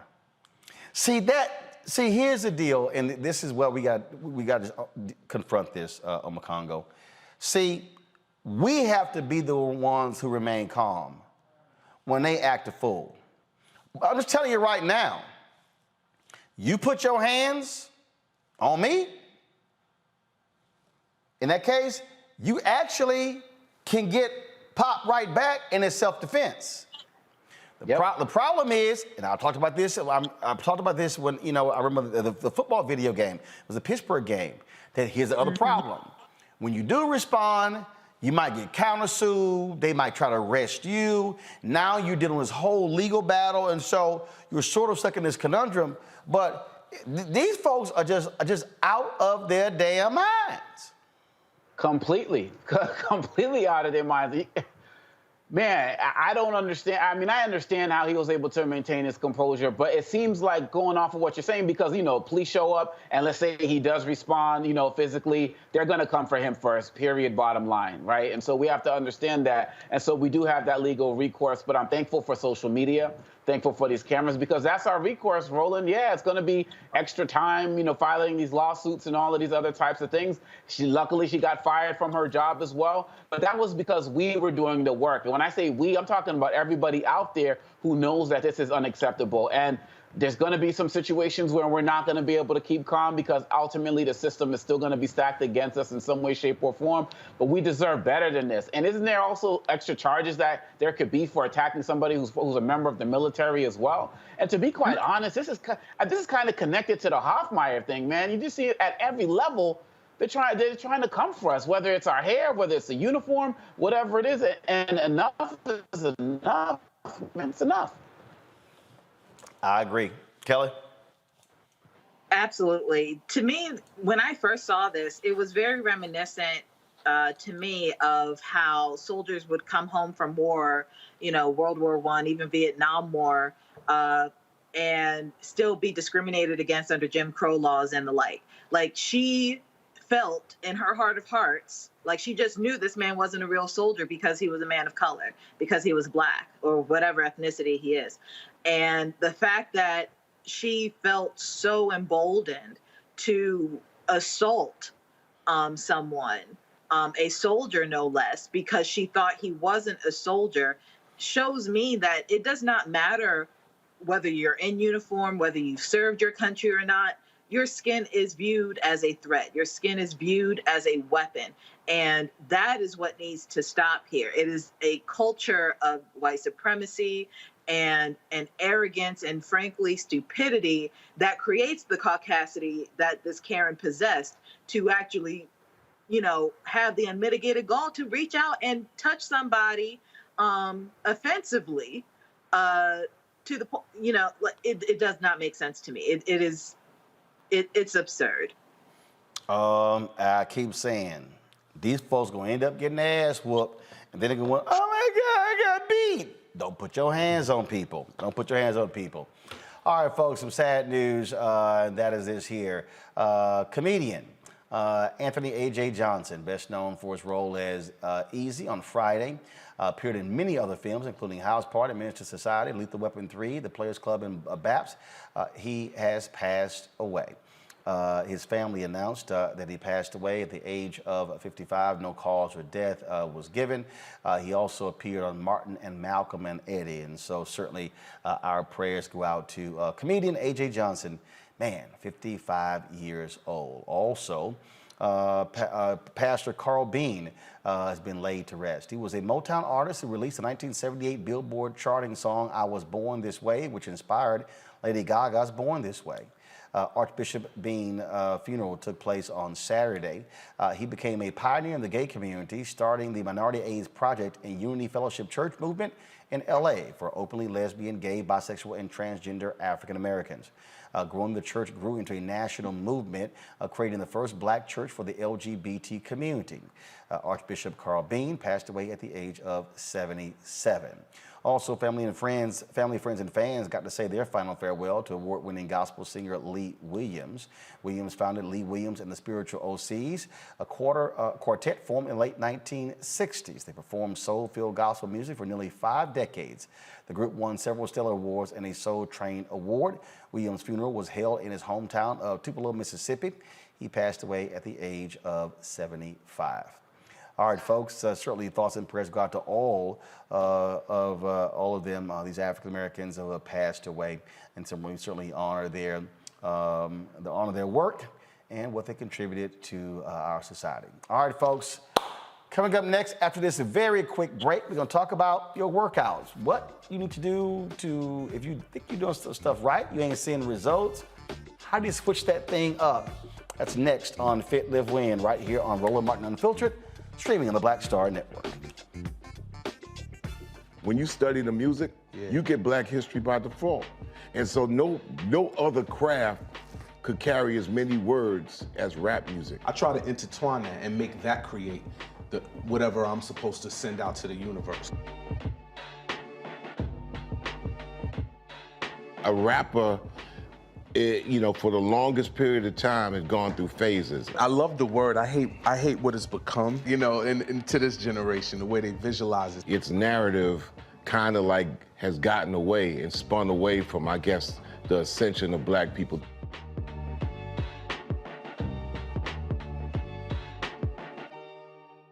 Hi, everybody. This is Jonathan Nelson. Hi, this is Cheryl Lee Ralph, and you are watching Roland Martin Unfiltered.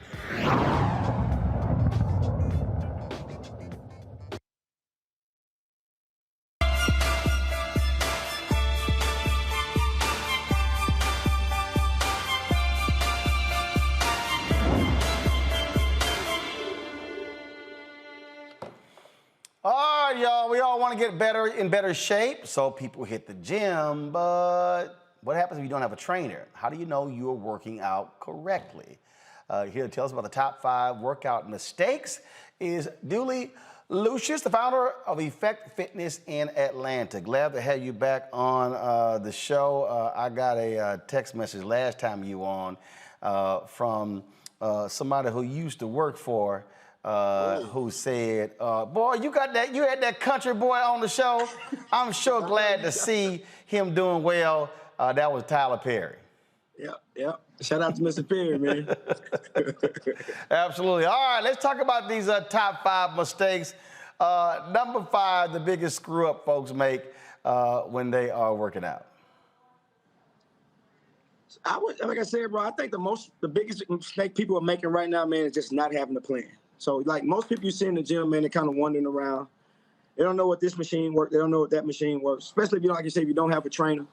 And I think if you could just educate yourself on simply looking at the machines. Every machine in the gym today, it shows you exactly what body part is working on. So when you're walking in the gym, just simply spend 5 or 10 minutes just educating yourself. If you say, I'm going to do arms today, walk to every machine, look at it. It's going to tell you exactly what to do. And man, just educate. I want to work biceps today. I want to work chest today. I want to work triceps. Just look at the machines and just educate yourself on simply just that part right there. All right, so what about this whole issue of inadequate nutrition and hydration? So here's the question. If we work out in the morning, do we eat before we work out, after we work out, Do we work out on an empty stomach? Do we do a banana? Do we do protein shake? What do we do? I'm thinking you're doing a little bit of both. So right before the workout in the mornings, which is, in my opinion, it's just my opinion, bro, it's the best time to work out. Because if you ever miss in the morning, you still got the opportunity to get back in the gym in the afternoon. So in the morning, the best time, to me, it's the best time to work out. You got a little room for error. Because if you miss in the afternoon, there's no way you're getting back in there super late at night. But I would suggest you eating something light, like a piece of fruit, like maybe a protein shake right before a workout. But the key meal rolling is right after the workout. Like, you see so many people that don't know what to eat after the workout, and they end up not having a plan, so they're going to get something fast. They end up at some damn fast food restaurant. So I think the most important part is make sure you put the right stuff back in after the workout, because that body is burning. Your body is burning. Your body is burning. So you make sure you want to put that protein in there. Make sure you got something, because that body is burning that fat. So you want to make sure you're putting the right stuff back into your body after the workout. Okay. All right. This is probably a good one. Inadequate warm-up. I see this all the time when people play golf. They do not do a proper warm-up. And they see me over there stretching, using my bands, and I'm like, all right, y'all going out there and try to hit cold, see what happens. Yeah. Like I said, that's the warm-up. That's the warm-up. That's getting to the gym early. That's having a plan, man. Like I said, from playing golf, for any sport, if you don't warm up properly, I'm telling you, it's not happening. It's just not happening. It's not happening. All right, let's see here. This is probably, I don't know if Kelly and Congo, y'all have this issue. Resting too long in between sets. How long are we supposed to rest? 5 to 10 seconds max, man. 5 to 10 seconds max. But that's where that accountability. 5 to 10 seconds, not like 30? What? No way. No way. No way. Okay. 5 to 10 seconds, man. You got to be back in that next set. You got to be back. But that's what I'm telling you. If you might not have a trainer, but you got to at least have an accountability partner. Even trainers don't like to work out by themselves. Like, I never like to work out by myself. So 5 to 10 seconds, that one person go, you should be hopping right back in after them. Okay. All right. Let's see here. All right. No flexibility training. Explain that. That's just the same way you talking about warming up properly.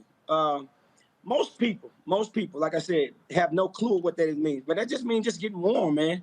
That's a proper stretch. That's a proper stretch, not only before the workout rolling, but after, because your body is super tight after that workout.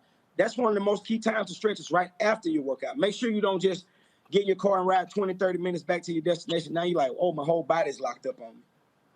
All right. Kelly Congo, y'all got any questions? Anything y'all been doing wrong you need some help with?